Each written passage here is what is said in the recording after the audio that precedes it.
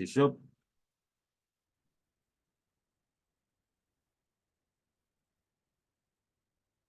Pak Yusuf,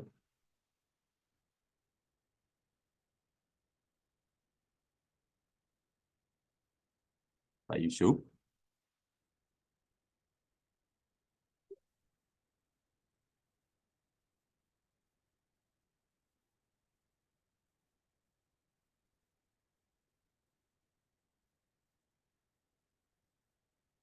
Oke,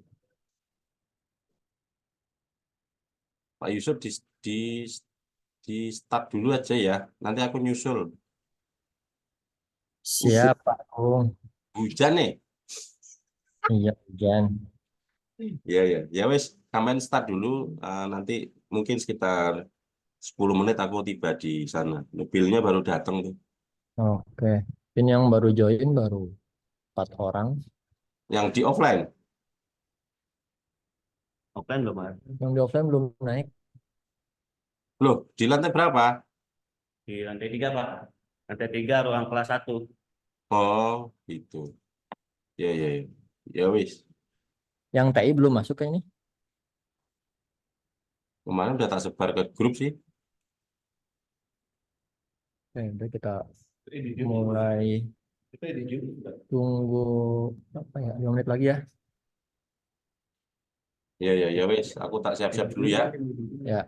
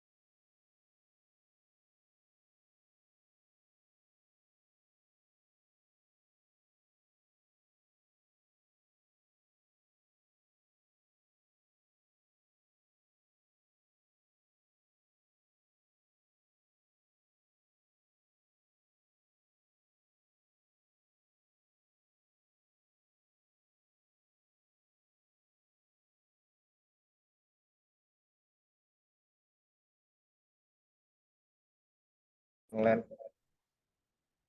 Bismillahirrahmanirrahim. Feedback ya? Oke.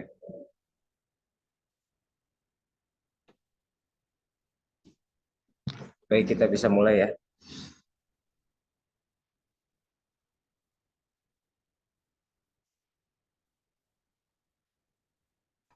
Bismillahirrahmanirrahim. Assalamualaikum warahmatullahi wabarakatuh. Waalaikumsalam, Pak. Oke, selamat pagi, salam sejahtera untuk kita semuanya. Yang saya hormati ada Bapak Dekan, Bapak Aulia, dan yang di online nggak ada ya. Ada Bapak Kaprodi, Pak Yusuf, dan Pak Duzen, Pak Anas, dan rekan-rekan mahasiswa SI, TI, dan Informatika semester 6 dan 8. Puji syukur kita panjatkan kehadirat Allah Subhanahu wa taala, Tuhan yang Maha Kuasa, karena hanya perkenankannya kita dapat bisa berkumpul pada sesi ini ya, di acara pembekalan skripsi dan KP yang insya Allah nanti akan kita jabarkan untuk teknisnya. Salawat serta salam mari kita junjung kepada Nabi Allah Muhammad SAW yang selalu kita nantikan syafaatnya di yaumil qiyamah. Kepada rekan-rekan, izinkan saya untuk memandu untuk moderator untuk acara pada pagi hari ini. Yang pertama nanti ada sambutan dari Pak Dekan berkaitan dengan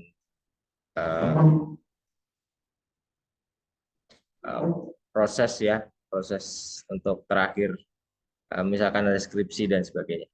Dan ada juga nanti kita bahas tentang MSIB dan sebagainya. Terus nanti ada dari Pak Yusuf nanti yang teknis ya Pak ya, teknis dari untuk KP dan seterusnya. Mungkin itu susunan acara.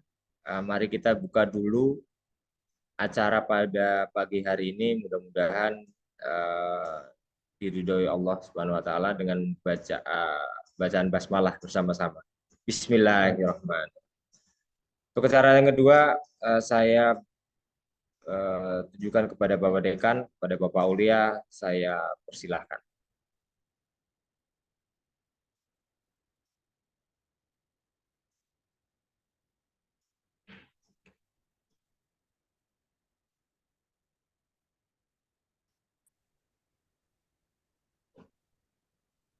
Baik, bismillahirrahmanirrahim. Assalamualaikum warahmatullahi wabarakatuh.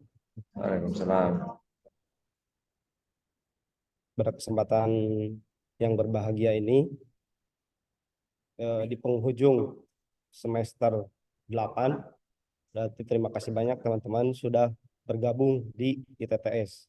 Karena teman-teman berarti lulusan pertama sekaligus lulusan yang akan membawa nama baik ITTS ke depan. Nah, mungkin dari perjalanan dari semester 1, semester 2, semester 4, semester 5, banyak metode kuliah yang belum begitu maksimal. Nah, di kesempatan kali ini, teman-teman dari semester 8 ini berarti semester terakhir, di mana teman-teman akan mengambil mata kuliah yaitu skripsi. Nah, untuk teknis pelulusan, untuk teknik skripsi, next. Nah, sebelum itu kita lihat dulu ini struktur organisasi di ITTS. Nah, yang kedepannya ini menjadi acuan di dokumen bahwa teman-teman memintakan kepada siapa. Nah, untuk di atas itu ada dekan fakultas. Saat ini saya sebagai dekan fakultas Kemudian untuk prodi TI itu ada Pak Chandri Irawan, itu program TI. Kemudian untuk sistem informasi karena Kaprodinya kemarin sudah diterima di tempat lain, alhamdulillah menjadi PNS dan dosen PNS di tempat lain, maka untuk sementara untuk Kaprodi jurusan sistem informasi itu dipegang sama saya. Kemudian terima kasih Pak Warek.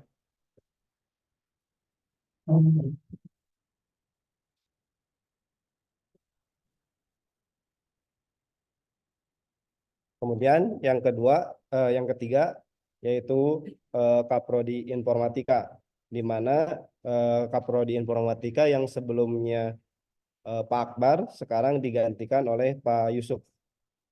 Pak Yusuf mungkin teman-teman yang sudah diajar oleh Pak Yusuf pasti tahu, nanti ada perkenalan mungkin sama selanjutnya. Nah, skripsi di sini yaitu kegiatan terstruktur yang untuk memberikan kesempatan kepada mahasiswa untuk menulis berkarya ilmiah berdasarkan hasil penelitian, eksperimen, dan observasi lapangan.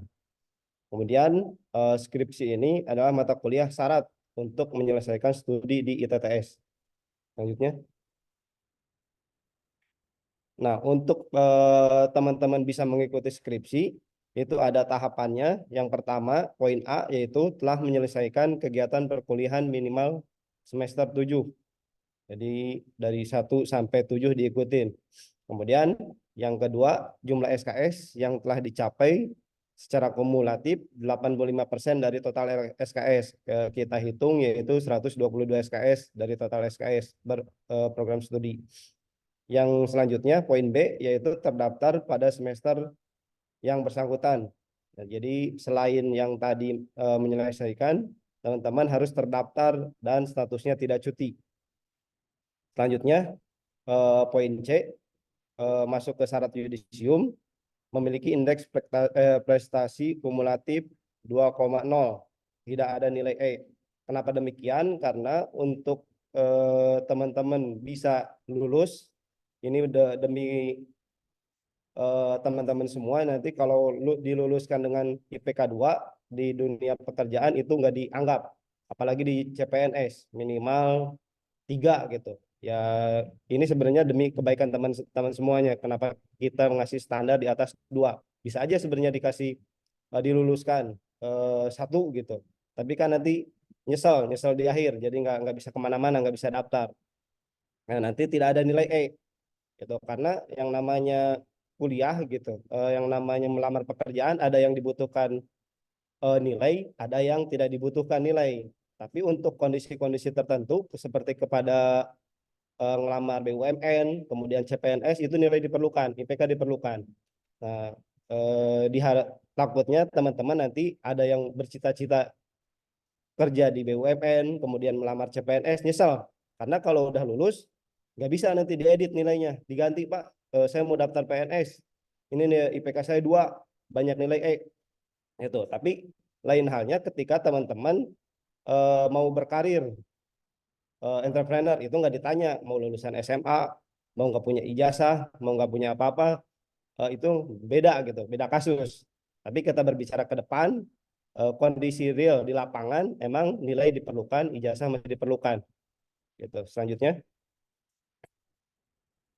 Nah, tujuan skripsi di sini untuk melakukan kegiatan penelitian terapan dalam bidang terapan ilmu yang ditempuh. Kemudian menyusun dan menulis suatu karya ilmiah atas dasar observasi, praktek kerja, penelitian, terapan sederhana sesuai dengan bidang yang ilmu yang ditempuh. Nah, untuk skripsi itu sendiri, mungkin teman-teman semester 8 atau yang belum tahu terkait dengan skripsi. Nah, skripsi itu sama perlakuannya pada mata kuliah tertentu, kayak pemrograman ada 3 SKS, kemudian ada metode penelitian, kemudian ada IoT, itu 3 SKS. Nah, untuk skripsi ini levelnya sama seperti mata kuliah lain, hanya bobotnya adalah 6 SKS. Jadi ketika teman-teman melakukan skripsi, otomatis itu 6 SKS. Jadi kalau ya sayang gitu kalau nilainya. Makanya biasanya untuk mengkatrol nilai-nilai yang kurang itu digedekan di skripsi. Nah, next. Nah, untuk jalur skripsi itu ada dua, ada jalur skripsi atau tugas akhir lah.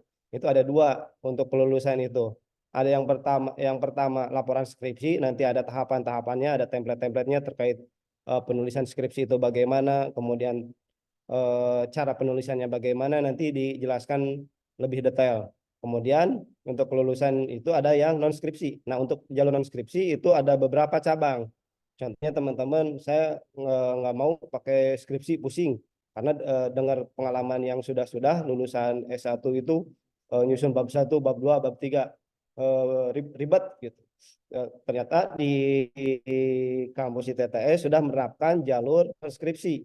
Nah, jalur non skripsi itu ada jalur saintis, kemudian ada jalur lomba, kemudian jalur entrepreneur, kemudian jalur artis.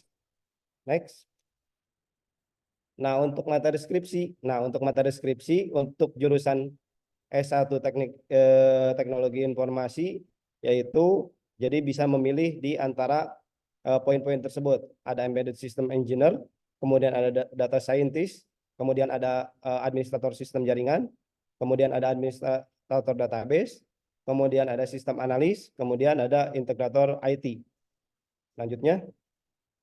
Untuk jurusan sistem informasi itu ada digital marketing spesialis, kemudian business development manager, kemudian ada e-commerce manager, kemudian ada chief information office atau CIO, kemudian ada enterprise arsitek, kemudian ada auditor sistem informasi, yang selanjutnya ada IT governance, kemudian ada risk management. Nah, untuk jurusan S1 Informatika, di sini ada programmer IT, kemudian animator, ada desain web, mobile game programmer, kemudian ada konsultan IT, kemudian ada machine learning. Nah, selanjutnya ini untuk tahapan gelar sarjana di ITTS. Nanti insya Allah ke depannya teman-teman punya gelar Eskom, sarjana komputer. Sarjana komputer sebenarnya berat. Mempunyai gelar sarjana komputer kalau di masyarakat, karena yang masyarakat tahu kalau yang namanya gelar Eskom itu bisa ngerjain apa aja, mulai dari listrik, ngebenerin yang berbau-bau elektronik itu disangkanya jurusan komputer. Nah, di sini untuk langkah-langkah yang pertama yaitu langkah administratif. Langkah administratif nanti dijabarkan. Yang kedua yaitu ujian proposal. Yang ketiga adalah ujian skripsi. Nah, setelah ujian skripsi, kemudian ada langkah yang keempat, yaitu yudisium. Yang kelima adalah wisuda. Nah, selanjutnya. Balik tadi. Nah, untuk tahapan-tahapan ini nanti kita jelaskan lebih rinci di sesi selanjutnya. Nah, untuk alur skripsi, yang pertama, untuk pengajuan judul, berarti tanggal 25 Maret.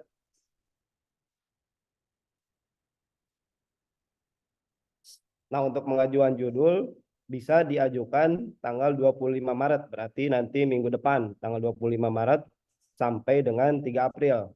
Nah, untuk URL-nya, ini ada, nanti tinggal diklik, gitu, di situ, di mana ada administratifnya 1, 2, 3. Kemudian setelah teman-teman mengajukan judul skripsi di tanggal 25 sampai 3 April, berarti ada waktu lah kan untuk bulan depan April udah mulai libur ya.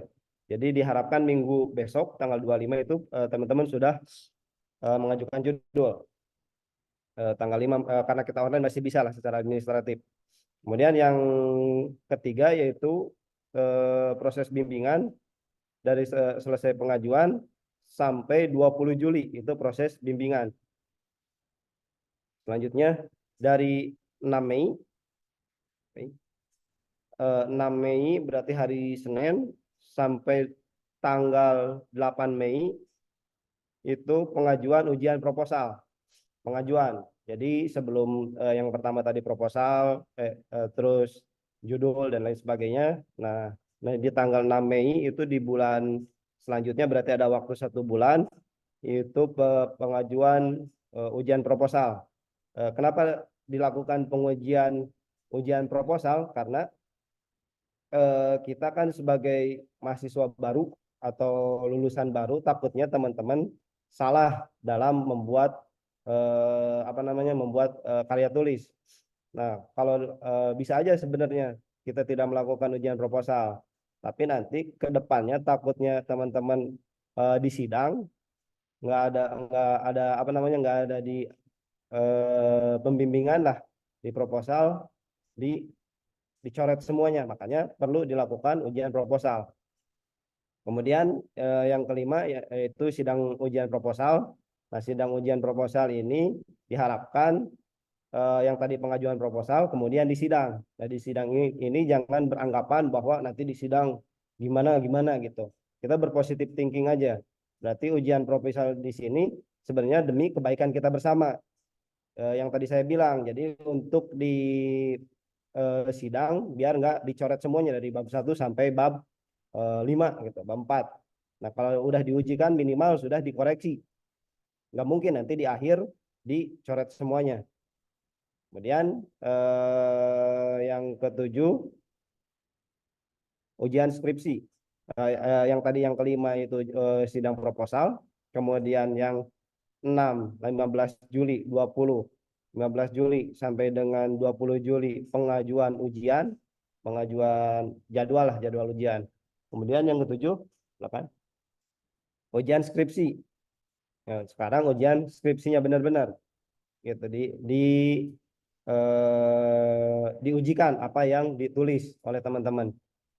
Nah, di ujian skripsi di situ ada langkah ketiga, ada ujian skripsi 6, 7, 8, 9.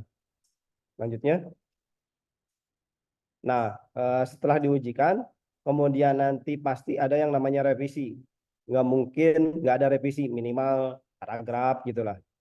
Pasti ada revisi. Itu revisi, kemudian ada waktu sekitar 4 hari. 5 Agustus sampai 9 Agustus. Nah, setelah direvisi, kemudian pengumpulan berkas dari 12 Agustus sampai 16 Agustus itu nanti akan dijelaskan oleh BAK berkasnya seperti apa. Kemudian yang selanjutnya nomor 10 yaitu pengajuan dan persetujuan yudisium. Nah, persetujuan yudisium ini hasil akhir daripada teman-teman selama kuliah dari semester 1 sampai 8. Nah, di sini nanti teman-teman apakah teman-teman lulus atau dapat ijazah gitu. Lulus atau tidak. Nah, pengajuan yudisium ini. Yudisium sebenarnya buat memfilter yang tadi saya bilang, sebenarnya bisa aja kita lulusin asal hanya dapat ijazah gitu. Tapi kan nggak begitu gitu. Nanti kan jelek. Masa lulusan ITTS semua gitu. Masa lulusan ITTS nggak pernah masuk ada nilainya. Ya, jadi kurang lebih intinya kita di yudisium itu buat membantu teman-teman sebenarnya. Jadi jangan anggapan wah di ITTS kampus baru lulusnya susah, bukan sebenarnya.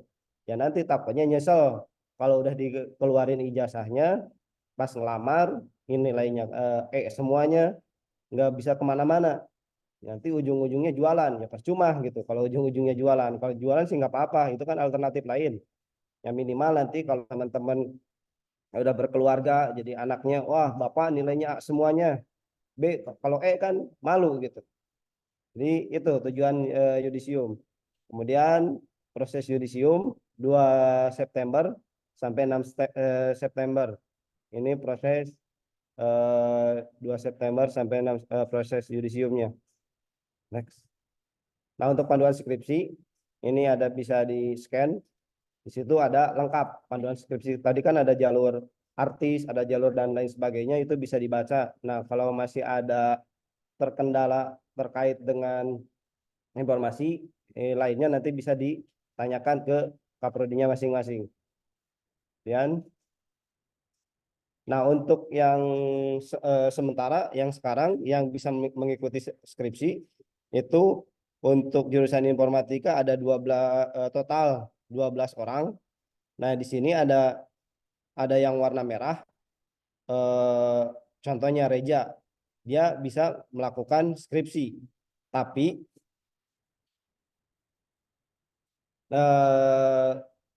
untuk yudisiumnya nggak bisa, tetap bisa melakukan skripsi gitu. Karena kan yang tadi saya bilang, jadi skripsi itu statusnya sama kayak perkuliahan pada umumnya gitu.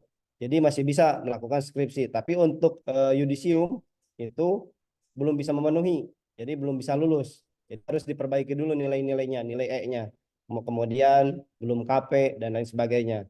Tapi bisa untuk melakukan skripsi. Kemudian untuk selanjutnya, ini ada beberapa warna hijau. Nah, hijau ini berarti bisa skripsi, kemudian bisa yudisium, insya Allah lulus gitu. Jadi pas sudah skripsi, sudah yudisium dapat ijazah ITTS Universitas berkelas dunia. Dan tuh ada, nah, bisa dicek sendiri-sendiri. Itu artinya yang warna hijau, yang warna merah. Tuh, jadi tinggal nanti dikoordinasikan aja sama dosennya. Kemudian lihat transkripnya mana aja nilai yang kurang, mana yang belum KP. Kalau nggak tahu tinggal ditanya ke akademik, Pak Ajis, Pak, mana aja yang nilai-nilai saya yang kurang, saya ingin ngejar yudisium gitu. Dan selanjutnya next, ini untuk jurusan sistem informasi itu total ada 14 orang yang bisa sampai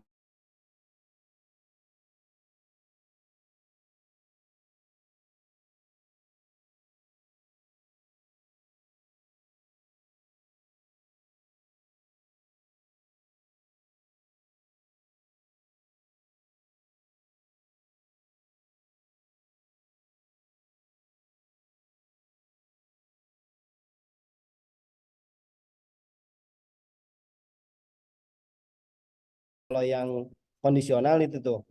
Jadi bisa tinggal hubungi ke dosennya, apakah ada semester pendek atau apa, bisa menghubungi dosennya. Tapi kalau yang yudisiumnya tunda, belum KP, berarti mau nggak mau nggak bisa lulus yudisium, dapat ijazah lah.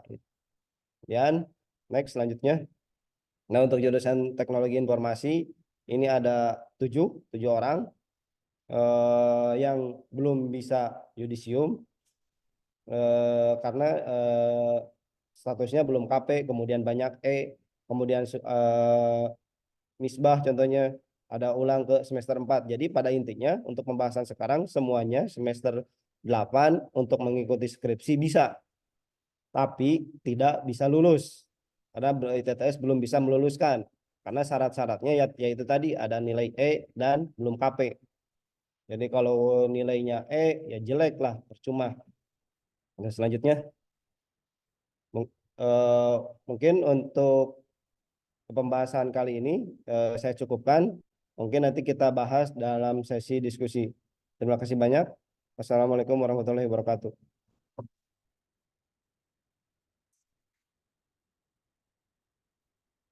Mungkin ada arahan dari Pak Warek, bisa di Lanjut pimpinan. oh tidak. Pertanyaan dari teman mengenai penulisan, mengenai bimbingan, atau mengenai hal-hal yang sudah disampaikan oleh Pak Dekan terkait skripsi.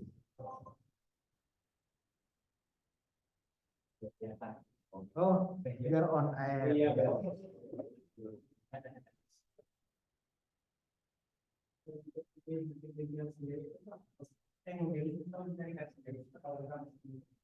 memilih atau dipilih gitu ya.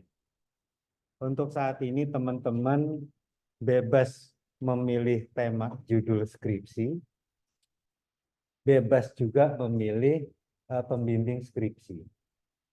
Kecuali penguji ya. Teman-teman nggak bisa memilih pengujinya siapa. Kalau di sini tadi di slide itu sudah dibahas tentang jika teman-teman belum KP, sedangkan masa studinya sudah sampai di semester berapa tadi? 7 ya? 7 ya? Semester 8 ya? Dan sudah menempuh 122 SKS. Apakah diperbolehkan teman-teman mengambil sekaligus antara KP dengan skripsi? Jawabannya itu boleh ya. Dengan catatan persyaratannya terpenuhi. Sudah memenuhi 122 SKS dan minimum semester itu di semester 8. Jadi bagi teman-teman juga nanti lebih enak ya kalau seandainya untuk pembuatan tugas KP dan skripsinya itu bisa satu linier, bisa satu tema dari KP tersebut bisa dilanjutkan ke skripsi. Kalau teman-teman langkah-langkahnya bagaimana Pak? Teman-teman bisa intens komunikasi, koordinasi sama dosen pembimbingnya. Jika di dalam perjalanan teman-teman sudah melakukan bimbingan lebih dari 2 kali, ternyata teman-teman kesulitan nih, bisa sampaikan ke Pak Dekan terkait kendala-kendala yang terjadi. Contoh, Pak, saya laporan dengan pembimbing ini saya memiliki banyak kendala. Beliau waktunya sibuk atau beliau belum merevisi skripsi saya atau KP saya, sedangkan waktu saya sudah mepet. Itu bisa disampaikan. Minimal 3 kali pertemuan ya. Kalau seandainya teman-teman bisa bayangin, wah saya sepertinya dengan pembimbing yang ini saya akan lama nih, saya akan kesulitan nih.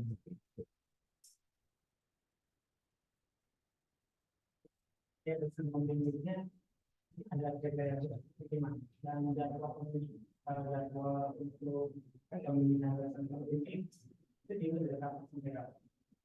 Kriteria itu kriteria dalam hal apa nih? Kemarin sebelumnya saya menjadi fakultas skripsi hanya ada ini sertifikat khusus. Jadi kalau misalnya kayak dulu atau ya, dari yang saya lakukan itu bahwa tidak semua dosen dapat menjadi dosen pembimbing. Nah, itu juga yang saya jadi makin kenal ya. Dosen pembimbing nanti akan diinformasikan. Ada nggak?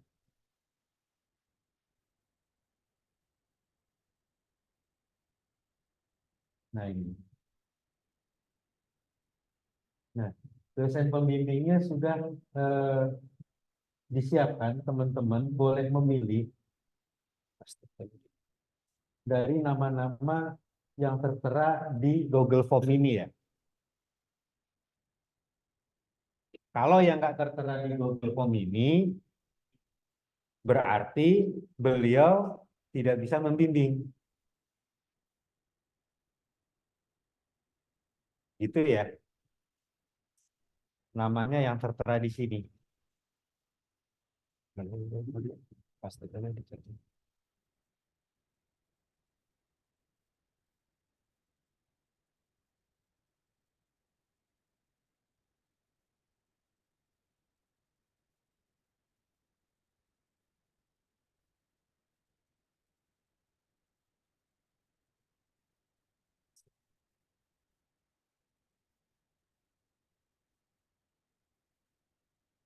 Ini membagikan presentasi.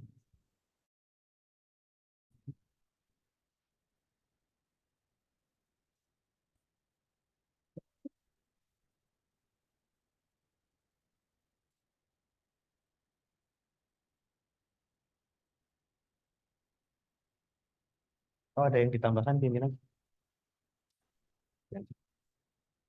Jadi biar nggak ngawang-ngawang, bahasa itunya kan bisa dilihat di yang tadi Google Form. Nah, di Google Form ini kan tadi ada syarat untuk panduan skripsi di atas. Di atas, jadi teman-teman masukin NIM, nama, kemudian nama lengkap, program studinya apa, kemudian nomor WhatsApp yang aktif. Nah, di bawah di sini ada beberapa nama-nama dosen. Jadi kalau yang tadi ditanyakan siapa aja, sertifikat dan lain sebagainya. Nah, setelah difilter, ya ini dosen-dosen yang bisa dibimbing, yang bisa menjadi pembimbing. Jadi teman-teman nggak usah mikirin ini harus sertifikat, urusan ini apa. Nah, jadi teman-teman intinya nama-nama yang di sini bisa dijadikan pembimbing. Dan bisa jadi ketika teman-teman milih contohnya Samsul Bahri, ini kan yang diharapkan dibimbing oleh siapa. Nanti ada kebijakan lain dari kampus, takutnya penuh kebanyakan, ya percuma kalau kebanyakan nanti pas dihubungi nggak bisa. Tapi yang jelas pasti ada salah satu yang di checklist gitu. Jadi yang diharapkannya apa, kemudian dosen tersebut gitu. Nah, kenapa memilih, alasannya apa? Jadi biar tahu, biar jadi pertimbangan mengapa. Kemudian scroll ke bawah, konsentrasi yang diambil. Tadi untuk konsentrasi yang diambil untuk jalur skripsi itu ada beberapa, tadi untuk SI ada data science dan lain sebagainya lah di itunya filter. Next. Nah, kemudian tuh di sini nih sebenarnya di yang tadi di presentasi di Google Form juga udah dirangkum. Jadi nggak perlu lihat-lihat lagi, tinggal milih mana digital marketing itu apa, kemudian bisnis itu apa. Ini untuk yang jalur skripsi. Nah, untuk yang jalur lainnya, nah untuk yang jalur yang tadi di luar skripsi sampai sini yang untuk jalur skripsi bisa dipahami. Kalau bisa dipahami, mungkin ada penjelasan terkait dengan jalur yang lain gitu. Saya kurang mau gitu. Saya pengen pakai jalur lain. Kalau jalur non skripsi agak bingung, bisa ini pilih non reguler. Nah, di sini ada beberapa kategori non reguler itu yang mana? Non skripsi ada saintis, profesional, entrepreneur, artis. Saya pilihan aja.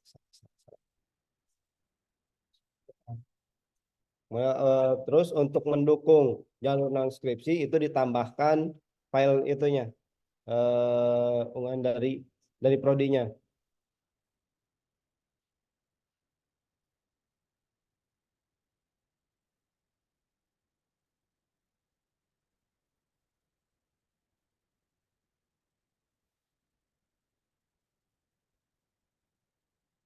Di Zoom ada pertanyaan.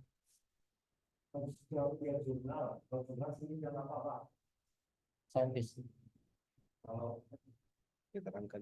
Kalau jurnal itu pilihnya saintis.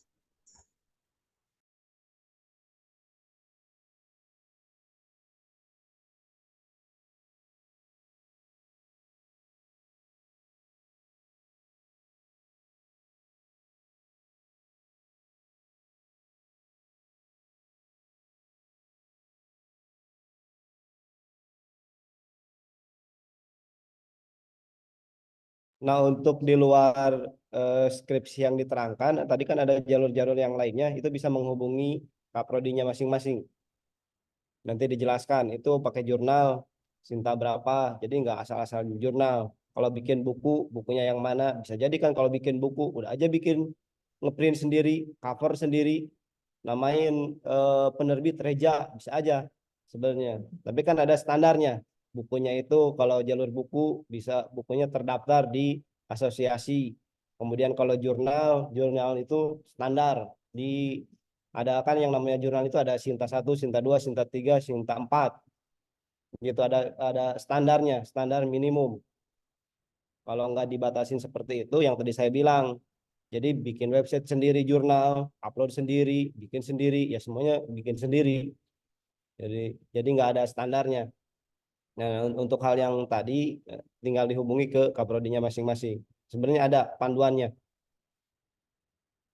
Makanya kemarin sebenarnya diharapkan semuanya itu ada offline. Nah, kalau online agak bingung sebenarnya untuk neranginnya.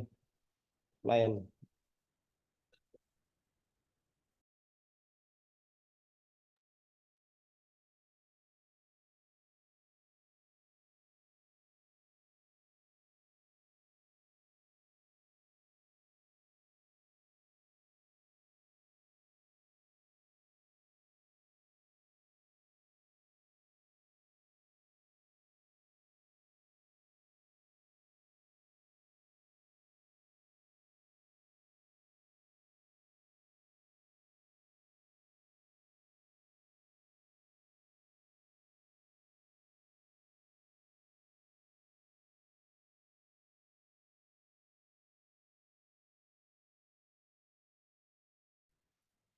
Nah, meskipun teman-teman ambil yang non skripsi, yang non reguler, itu proses bimbingan masih harus dijalani ya, karena nanti harus berbentuk laporan outputnya. Nah, jadi teman-teman non reguler, terus jurnal, nanti bentuk laporan skripsinya ada lagi, ada format lagi. Seperti itu. Itu Mbak Gista, ada yang tanyakan lagi Mbak Gista?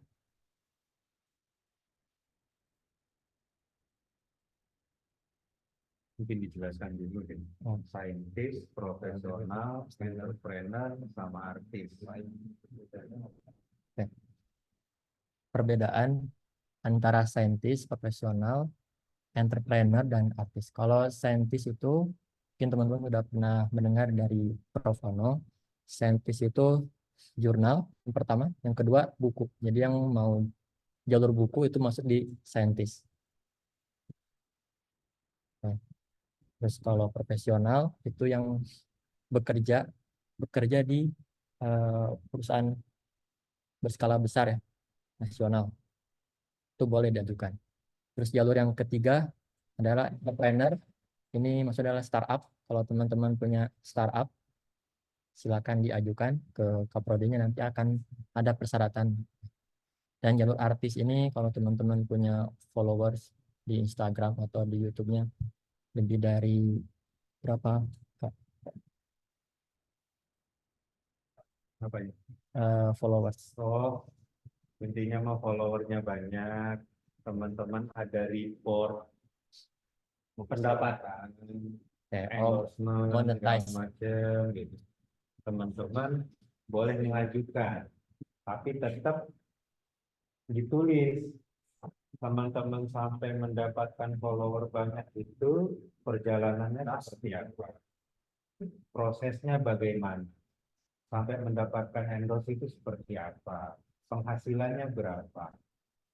Intinya supaya agar teman-teman bisa memberikan motivasi ke adik-adik tingkat selanjutnya. Itu jalur artis, jalur benar. Itu ya jawabannya teman-teman. Terus kalau beli followers asal monetize ya. Iya. Sekarang kan mudah sekali ya beli follower itu, sehingga follower kita banyak. Tinggal kita beli aja mau jumlah atau volumenya berapa follower. Tapi kan di situ nanti ada syarat dan ketentuan lainnya. Seperti ketika terkenal, apakah memang endorse-nya banyak? Apakah dari medsos tersebut dia memiliki pendapatan dan seterusnya ya, sehingga dia itu bisa disebut sebagai artis tadi. Banyak follower belum tentu dia terkenal.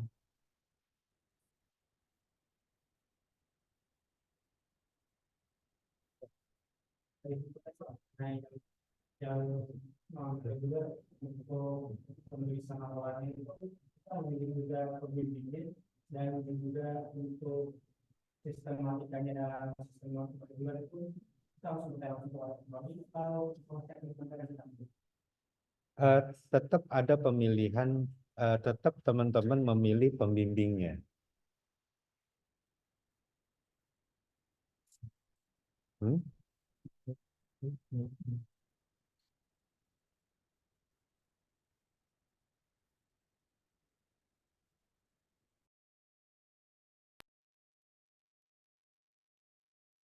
Kalau untuk pembimbing tadi ya, pembimbing itu teman-teman bisa mengajukan yang di sini kan teman-teman pilih pembimbing ya.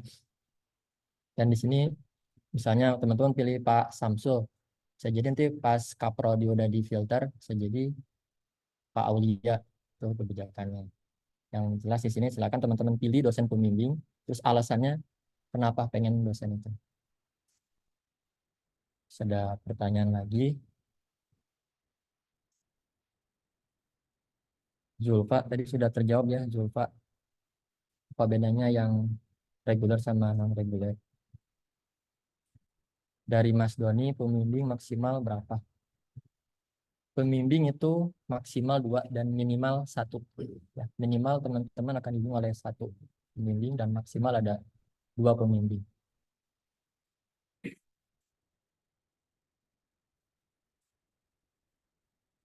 Nah, ada Bagista minimal harus Sinta berapa untuk menempuh nilai A atau B. Dan jika ingin Sinta 2, apakah kampus bisa support atau dana pribadi? Ya. Kalau ini tergantung ya Mbak Gista, apakah join sama dosen. Jadi kalau sama dosen TTS itu bisa setengah-setengah sama dosennya. Tapi kalau Mbak Gista sendiri mengajukan, nanti dana pribadi ya Mbak Gista.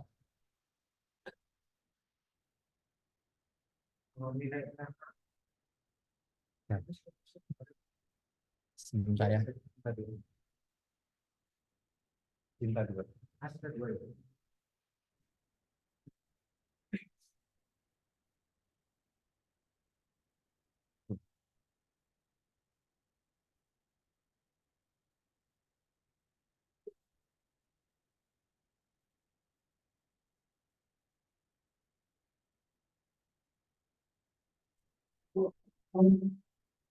Sebentar ya Mbak Gista, saya carikan dulu. Sudah pada hafid belum yang di sini? Sudah semua ya.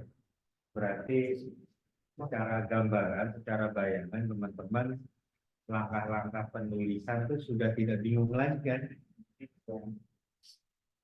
Ya, sudah tidak bingung ya. Kalau teman-teman masih bingung, maksud saya, tahapan penulisannya, prosesnya seperti apa. Nah, di dosen pembimbing itu gunanya ya seperti itu, membantu teman-teman supaya cepat kelar skripsinya. Boleh membuat yang baik, yang bagus, yang idealis, tapi skripsi yang baik adalah skripsi yang bisa diselesaikan tepat waktu. Jadi teman-teman, kalau seandainya nanti ada hal-hal yang memang menemukan jalan buntu terkait penulisan skripsi, teman-teman jangan sungkan untuk bertanya ke pembimbing. Karena di dalam bimbingan itu teman-teman sudah disampaikan nggak biayanya?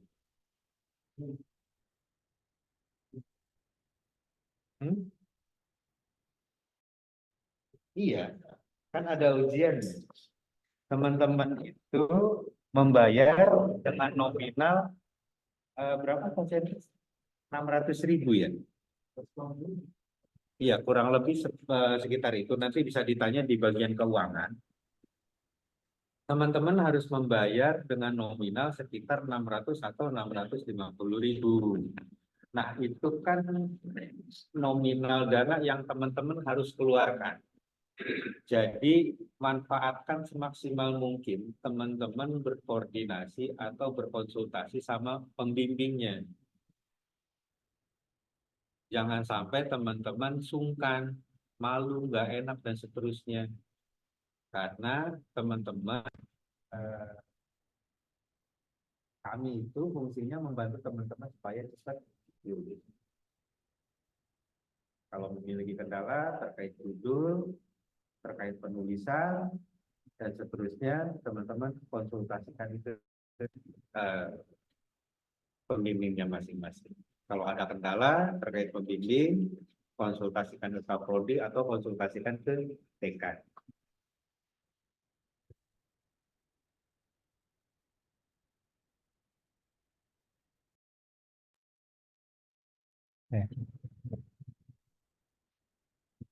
Untuk nilai dengan jalur jurnal, untuk mendapatkan nilai A, minimal harus Sinta 1 sampai Sinta 3. Jadi Sinta 1, 2, 3 itu A, teman-teman. Terus kalau Sinta 4 dan 5 itu B plus. Kalau Sinta 6 itu B. Nah, seperti itu Mbak Gista. Mas Maman juga sama. Sinta 1 sampai 3, Ya, itu A. nilai A, Sinta 4 dan 5 itu B plus. plus Sinta 6 itu B. Itu terakreditasi ya. Ya. Oke. catatan dengan bisa mempertanggungjawabkan. Ya. Untuk prosesnya nanti sama Mbak Dista ya. Nanti harus bikin laporan. Nanti ada sidangnya juga.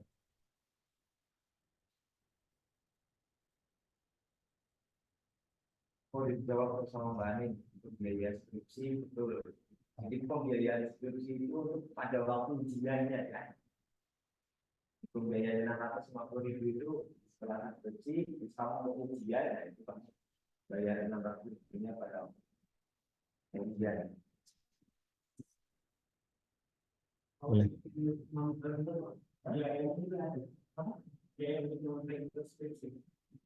Sama.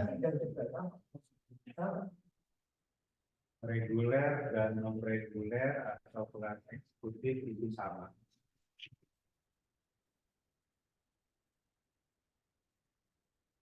Oke, itu. Kemarin sempat diskusi sama rekan-rekan, nah itu ada syaratnya itu maksimal 5 orang. Jadi gimana? Satu minggu dalam kelompok ini bisa ada 5 orang, bisa melakukan laporan yang satu itu skripsi bikin 4 itu. Buku dengan Buku untuk 5 orang. Jadi kalau buku itu tuh kan bisa dibuat sama 5 orang. Nanti sama perlakuannya. Jadi buat mempertanggungjawabkan itu buku buatan 5 orang nanti di sidang. Dalam hal ini buat mengetahui benar nggak ini yang dibuatnya sama 5 orang. Tapi kalau tidak pas ditanya nggak bisa, ya kurang maksimal nanti nilainya. Kan buku itu kan bisa kan penulisnya ada lebih daripada 1 orang. Ada beberapa buku yang ditulis sama beberapa penulis. Nah, maksimal itu penulis di buku itu maksimal 5 orang. Nggak boleh 20 orang gitu.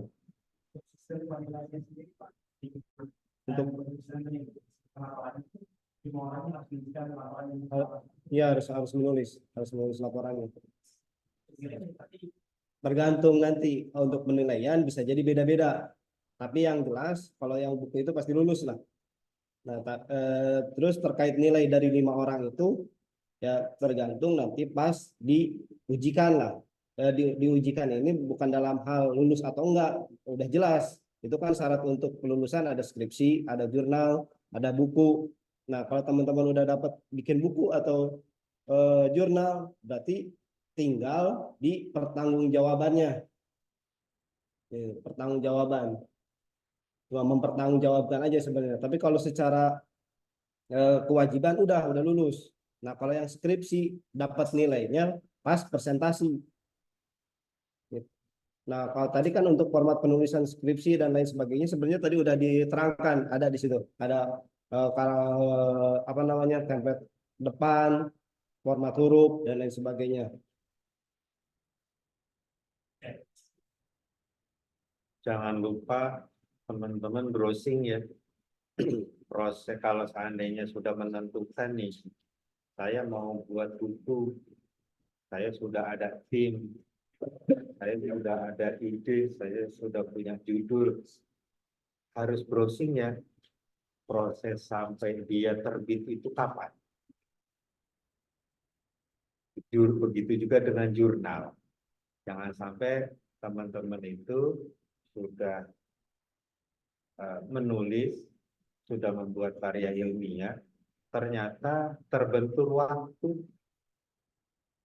Teman-teman harus pintar-pintar memilih opsi ya, apakah skripsi, jurnal, buku, dan seterusnya ya.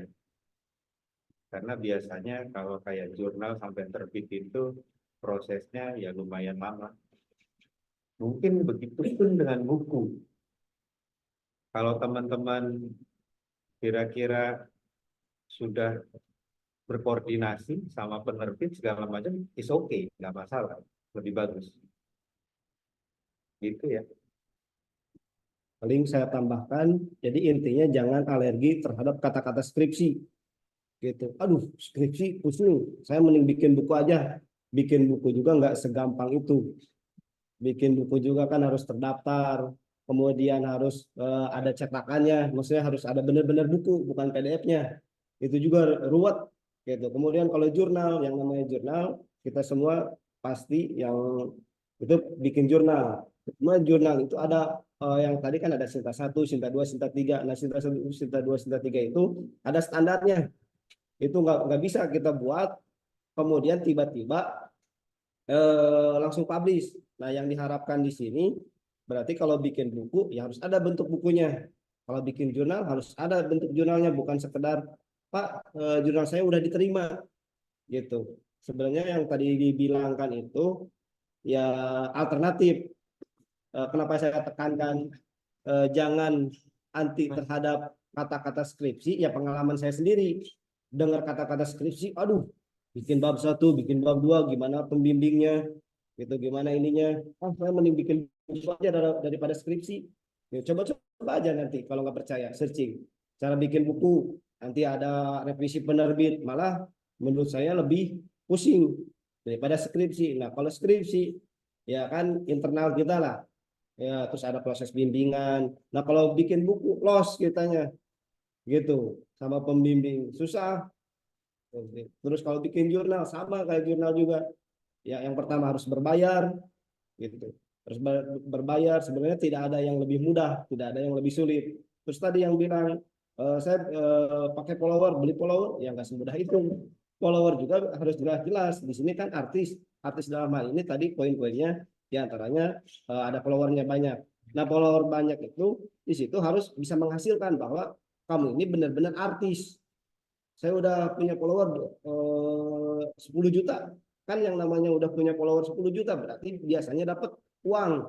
Mau dari IG, mau dari YouTube. Nah, tinggal dilihatin nih bukti pendapatan saya. Ya kalau teknisnya terserah mau followernya habis dari beli atau dari apa, yang jelas kalau yang sepengetahuan saya yang namanya beli follower, beli apa itu biasanya cuma sekedar gaya-gayaan. Oh, follower saya banyak, ini nggak bisa menghasilkan. Udah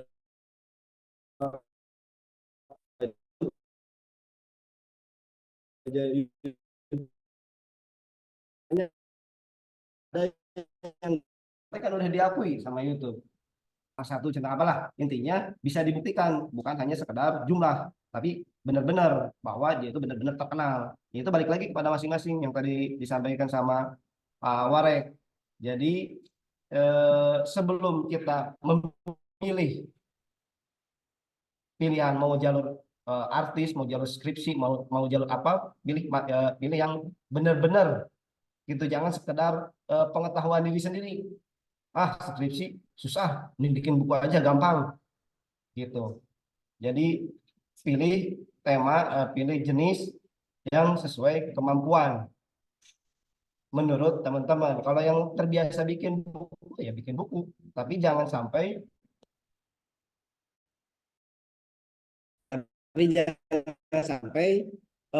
baru pemula bikin buku karena ngedengar kata-kata skripsi gitu. Wah, ribet, udah bikin buku. Ternyata di tengah jalan, pas sudah bikin buku, di tengah jalan, ternyata pusing, nggak bisa balik lagi bikin skripsi. Nggak bisa. Jadi sebelum milih, yang tadi dibilang cari informasi terkait bikin buku, bikin jurnal, bikin lain-lain. Jadi nggak bisa di tengah jalan, saya mau di awal sudah pakai jalur buku, di tengah jalan, pusing saya mau balik lagi jalur skripsi, ya nggak bisa. Gitu. Udah jelas? Nah, terkait dengan teknis yang dan lain-lain, tadi kan sebenarnya bisa ditanyakan kembali gitu. Jadi poinnya yaitu jangan anti terhadap kata-kata skripsi. Jadi skripsi itu nggak begitu menakutkan kalau sekarang. Kalau dulu sih iya mungkin gitu. Kalau sekarang ya biasa aja kayak bikin buku gitu. Buku itu kan ada standarnya. Kalau teman-teman lihat yang namanya skripsi, kalau dibaca-baca itu sama aja kayak bikin buku.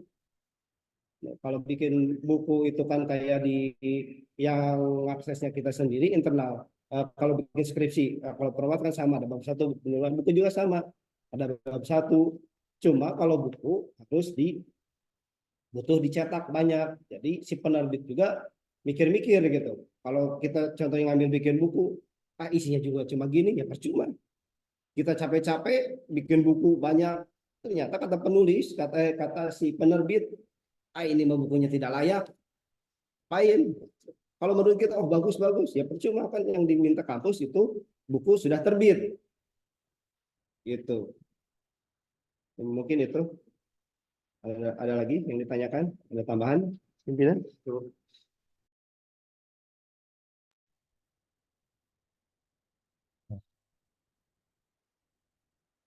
Ini ada pertanyaan dari Mas Nana Firmanto.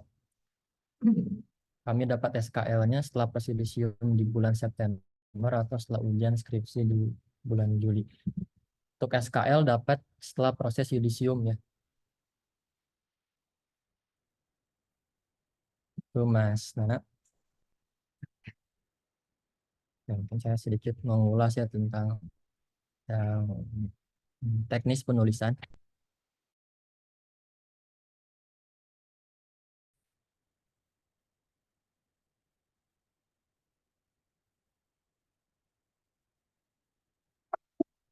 Untuk slide presentasi sudah di-share di chatting. Di sebelah sini. Sini ada link.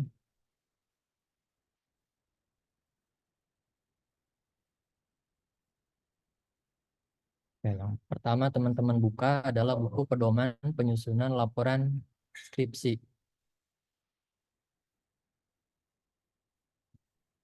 Ya, sini sudah dibahas di tim internal kampus, sudah lengkap menjadi patokan teman-teman untuk menyusun skripsi.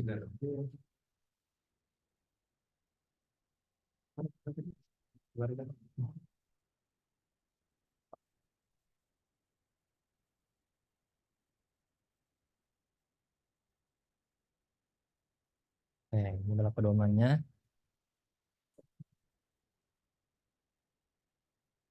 Ini ketentuan harus dilengkapi teman-teman. Jadi ini panduan pertama adalah buku panduan. Oke.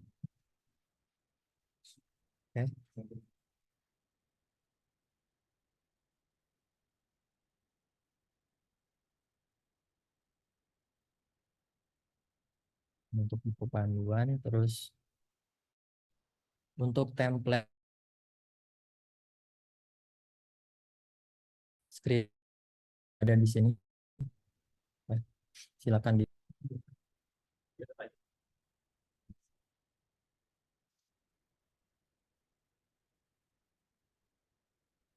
ini untuk template-nya, silakan di download. Cara downloadnya di file, terus download ya, Microsoft Word. Jadi dari kampus akan memudahkan teman-teman ya. Jadi teman-teman nggak usah bikin lagi template skripsi. Nah, dan yang terakhir itu bimbingan ya.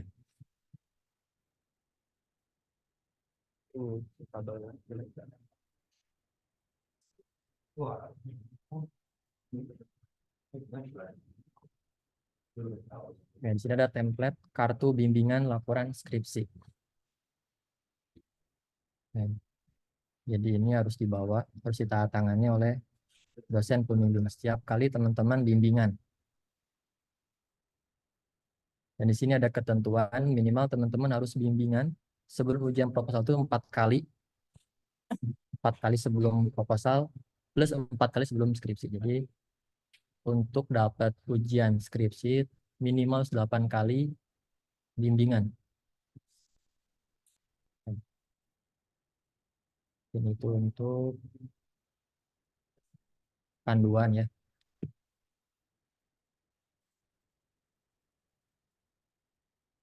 Mungkin ada yang mau tanyakan lagi teman-teman.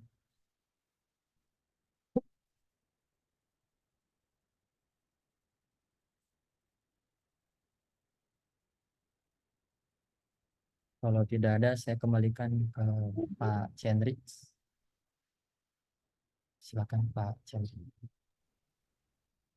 Baik, terima kasih Pak Dekan, Pak Yusuf, Pak Warek yang sudah menjelaskan. Barangkali masih ada pertanyaan dari teman-teman yang lain.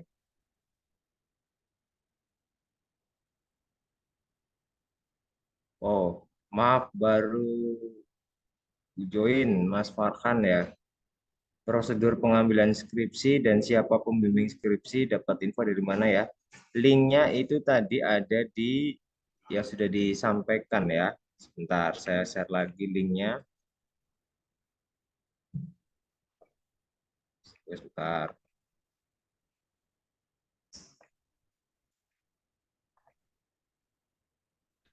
Nah, ini untuk pengambilan skripsi prosedurnya ada di situ. Yang link itu ya, Pak? Bukan.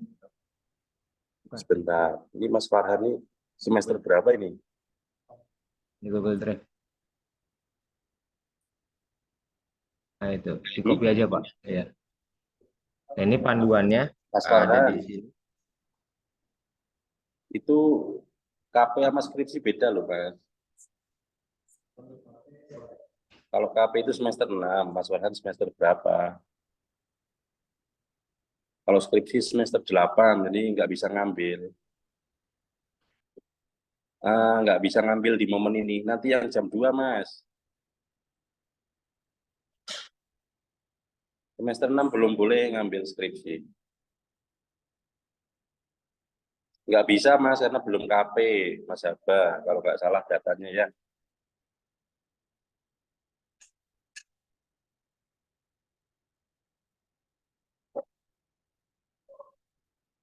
Kalau itu sebetulnya nanti Mas Abah itu KP sama skripsi bisa langsung jalan itu.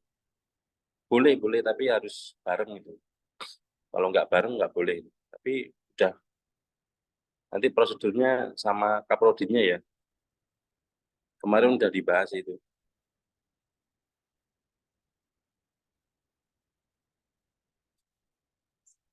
Kan ini tadi sepakatnya minimal 120 SKS atau di semester 7. Nah, itu nggak tahu nanti. Mungkin baiknya ke kampus saja terus ngobrol biar enak ini, biar solusinya gampang. Kalau yang rata-rata di sini kan semester 8 semua nih yang hadir. Makanya tadi Mas Farhan saya bilang ini semester berapa. Semester 6 nanti jam 2, Mas. Yang KP.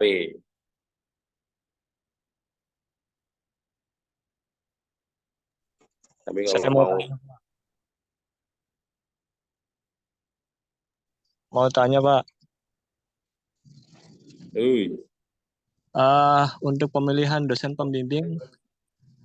pembimbing itu ada batasan maksimalnya nggak bisa menerima sekian mahasiswa yang mau skripsi? Syarat terkait skripsi ada minimal semester, ada minimal SKS yang sudah ditempuh, ada minimal IPK. Jika teman-teman yang sudah semester 8 belum KP dan tentunya belum skripsi, boleh berbarengan diambil sekaligus dua-duanya. Tapi kalau teman-teman memang masih di semester 6, tentu belum memenuhi persyaratan untuk mengambil skripsi.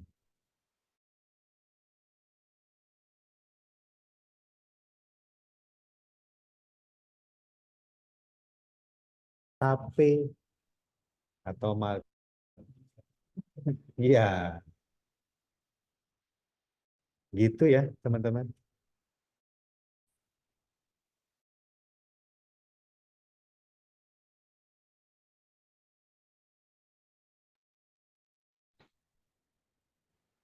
Baik, demikian. Masih ada pertanyaan? Cukup ya untuk teman-teman.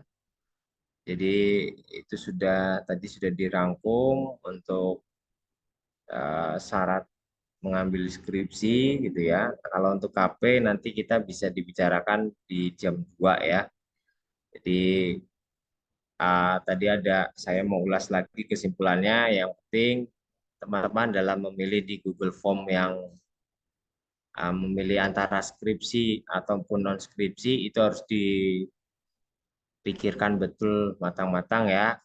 Memang karena prosesnya itu tidak bisa singkat, walaupun juga ada reviewer dan sebagainya. Itu seperti itu. Terus kalau ada kriteria nilai, kalau nilai itu jurnal itu dapat nilai A itu Sinta 1 sampai 3, B plus itu ada Sinta 4 sampai 5, Sinta 6 untuk B. Jadi kenapa kok kriterianya Sinta 1 sampai 3? Mungkin ada teman-teman yang mungkin sudah lah ya, kalau udah pernah ikut mata kuliahnya Pak Agung itu tahu betul ya, Sinta itu kalau kriterianya semakin kecil angkanya itu ya semakin bagus ya, karena banyak diakui atau dirujuk, disitasi oleh banyak orang. Terus izin bertanya, biaya skripsi ini termasuk untuk apa saja Pak? Oke, biaya skripsi ini jadi untuk penguji Mbak, yang mau menguji, biaya untuk penguji ya, biaya penguji skripsi biasanya, sama untuk administrasi dan penguji biasa. Itu ada lagi Pak Agung mau menambahi Pak Agung? Cukup? Ada tambahan? Baik, mungkin itu yang bisa saya sampaikan. Oke, Pak, untuk dosen pembimbing bisa menampung berapa mahasiswa untuk skripsi? Oh, itu nanti ada perbagiannya ya. Nanti makanya Mas Maman milih dulu pengajuan di form yang tadi. Jadi maksimal 2 dosen pembimbing ya, dan minimal 1 tunggal nggak apa-apa. Siapa cepat dia dapat ya Pak. Ya enggak juga, karena ini nanti juga ditentukan oleh temanya ya sebenarnya ya. Video diupload ya Pak. Oh, video ini ya, insya Allah nanti diupload. Pak, yang semester 8 belum KP, apakah didahulukan KP dulu untuk diselesaikan? Betul. Untuk KP-nya dulu, kalau bareng juga nggak apa-apa ya, karena kalau KP-nya dibentuk dalam project, itu berarti nanti tinggal dipresentasikan, nah skripsinya itu dalam bentuk analisisnya. Bisa dua-duanya, itu oleh Pak Agung sudah disampaikan. Bisa Mas Leon.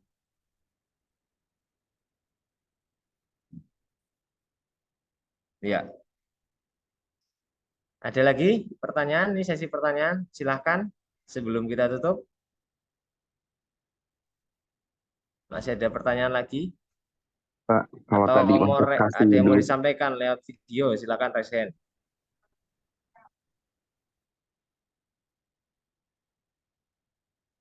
Mas Haba? kalau untuk kasih kompensasi yang tadi Pak, itu apakah masuk ke dalam gratifikasi atau enggak Pak? Sebentar. Gimana Mas Haba? Tadi kan kasih uang buat penguji itu Pak. Ya, Nah itu masuknya ke dalam gratifikasi atau enggak? gratifikasi. Loh ya udah Mas, kok gratifikasi sih? Kan teman-teman ujian, bukan maksudnya gratifikasi gimana? Teman-teman ini karena ada proses sidang dan ada yang uji, itu bukan gratifikasi Mas. Itu ya Mas Haba, tolong dibedakan deh. Aduh. Gitu ya. Ada lagi? Mau nanya dong Pak, Apa Mbak Gista? kan kita udah isi G-form yang tadi tuh, kan ada pilihan yang dibimbingnya mau sama siapa kan dosennya. Hmm. Nah itu nanti setelah kita isi itu itu tuh nanti kita konfirmasi ke dosennya langsung atau kita nunggu konfirmasi dari pihak kampus atau gimana tuh Pak?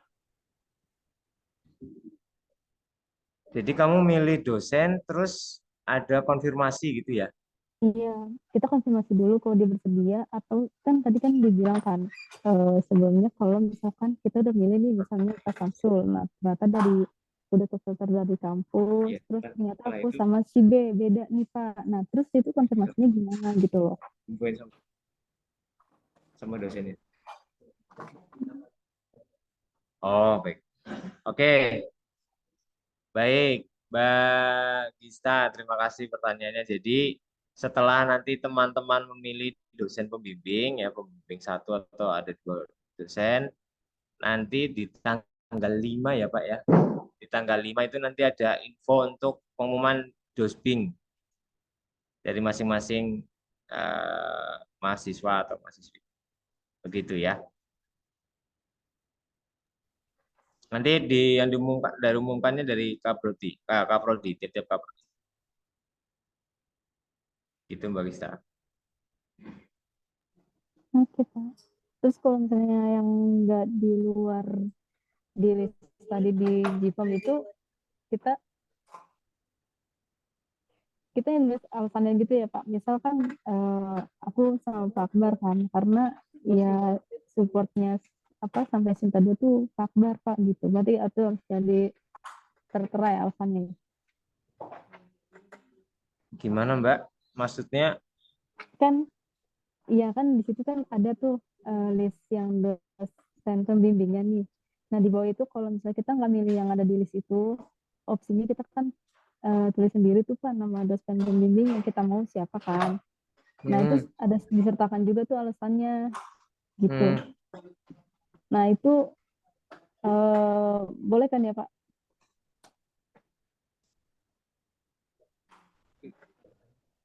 milih Boleh. feedback Mas.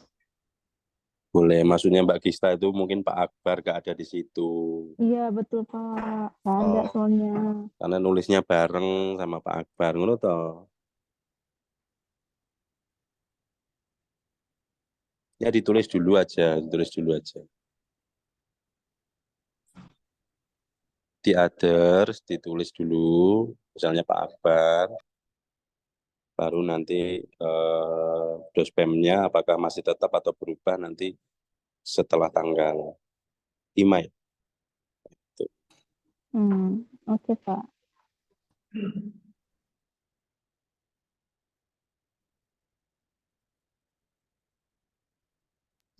Yudisium tidak ada biaya lagi Mbak. Biayanya wisuda, Mas. Oh ya biaya wisuda. Ya, Biaya wisuda itu untuk biaya wisuda ada. Kalau yudisium nggak ada Mbak. Mbak Anin,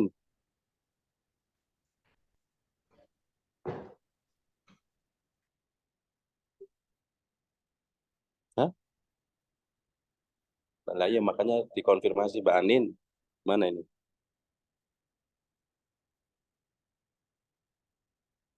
Hilang kemana Mbak Anin? Tapi intinya ada Mbak Adinda, yang perlu disiapkan adalah biaya untuk wisudanya nanti pas waktu yudisium. Kisarannya berapa? Ini Mbak Anin nggak nyaut, ya nanti ada pengumumannya lah nanti.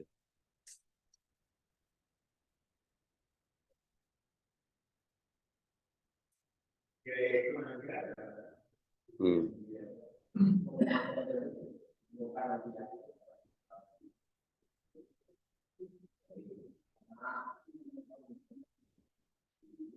Itu nanti terakhir ya, sambil melihat kuota bisa untuk proses wisuda. Demikian.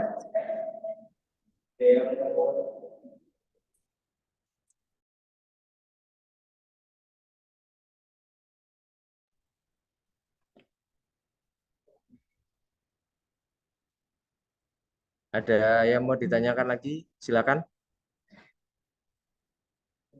Cukup ya. Apabila apabila masih ada nanti ada pertanyaan, nanti bisa disampaikan lewat kaprodinya masing-masing.